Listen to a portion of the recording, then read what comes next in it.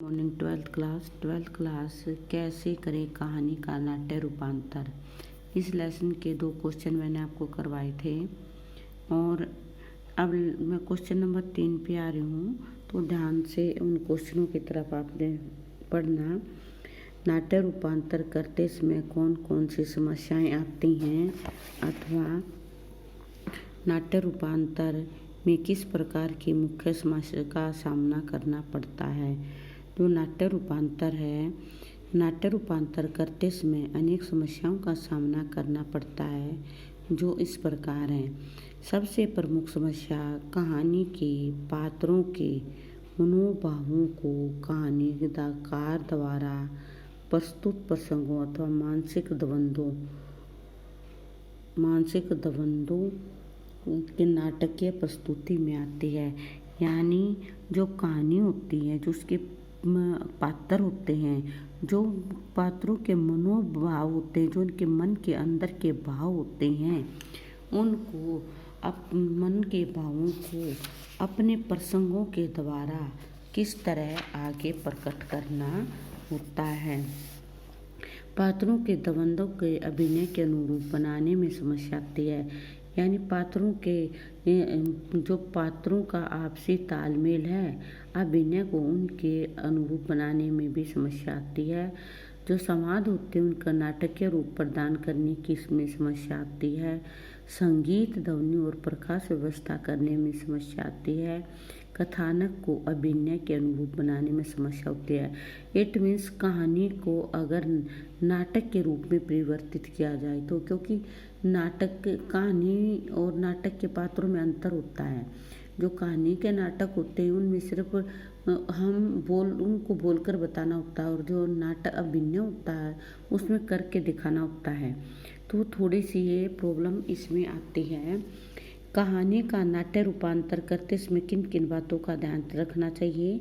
कहानी का नाट्य रूपांतर, कहानी अथवा कथानक का नाट्य रूपांतर करते समय जो ध्यान रखना है, कथानक के अनुसार ही दृश्य दिखाया जाना चाहिए। यानी कहानी जो कहानी चल रही है, उस कहानी के अनुसार ही दृश्य दिखाए जाने चाहिए।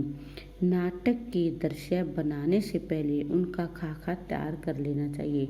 यानी जो नाटक है, वो नाटक बनाने से पहले प्रत्येक पात्र के हिसाब से वर्डिंग या जो बातें उनको बोलनी है, जैसे उनको वस्त्र पहनने, जिस रूप में देखना है, वो खाका पहले ही तैयार कर लेना चाहिए। नाटकीय स्वादों का कहानी के मूल स्वादों के साथ मेल होना चाहिए। यानी जिस कहानी को लेकर हम नाटक कर रहे हैं, उस कहानी के अनुसार ही डायलॉग होने चाहिए। कहानी के संवादों को नाट्य रूपांतर में एक निश्चित स्थान मिलना चाहिए।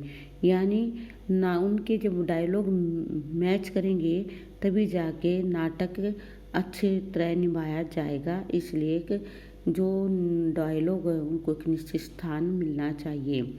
संवाद, जो बोले जाने वाली चीज़ें हैं, सहज, सरल तथा छोटे होने चाहिए। जो उनकी भाषा प्रभावशाली और सटीक होनी चाहिए। फिर संवाद अधिक लंबे और उबाऊ नहीं होने चाहिए। यानी इस तरह के होने चाहिए कि वो बोलने में स्ट्रिक्ट हों, उनकी जो भाषा समझ में आए, वो ज़्यादा लंबे न हों। फिर कहानी के पात्र नाट्य रूपांतर करते समय दृश्य विभाजन कैसे करते हैं। जो कहानी के पात्र हैं, वो नाटक करते हैं। जब कहानी का नाटक में रूपांतर होता तो किस प्रकार परिवर्तित किए जाते हैं। नाट्य रूपांतर करते समय कहानी के पात्रों की दृश्यात्मकता के नाटक पात्रों से मेल होना चाहिए। दृश्य, जिस समय उस नाटक को कर रहे हो, नाटक का जो दृश्य है, वो नाटक का दृश्य कहानी के पात्रों से मैच होना चाहिए। पात्रों के भाव भंगिमाओं तथा उनके व्यवहार का भी उचित ध्यान रखना चाहिए। जो पात्र हैं, उनके कैसे भाव हैं, वो किस तरह अपने चेहरे के भाव बनाकर उन चीज़ों को व्यक्त कर रहे हैं, उनका भी उचित ध्यान रखना चाहिए।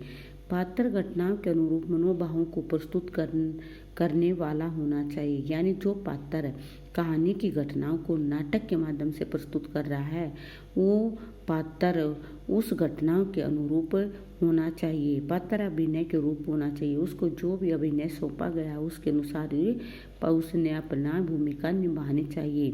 पात्रों का मंच के साथ मेल होना चाहिए। यानी जो हमारा स्टेज होता है जहाँ हमें नाटक करना होता है, अभिनय करना होता है, अभिनय के साथ उनका लगाव होना चाहिए। नेक्स्ट क्वेश्चन जो बनता है हमारा, कहानी का नाट्य रूपांतर करते समय दृश्य विभाजन कैसा होता है। जब कहानी का नाट्य रूपांतर होता है तो कहानी की जो कथा वस्तु को समय और स्थान के आधार पर विभाजित करके, जो कहानी की कथा वस्तु है उसको समय और समान के आधार पर बांटकर विभाजित करके दृश्य बनाए जाने चाहिए। प्रत्येक दृश्य के कथानक के अनुसार बनाया जाए। यानी जो कहानी घटित हो रही है प्रत्येक दृश्य उस घटना के अनुसार बनाया जाना चाहिए।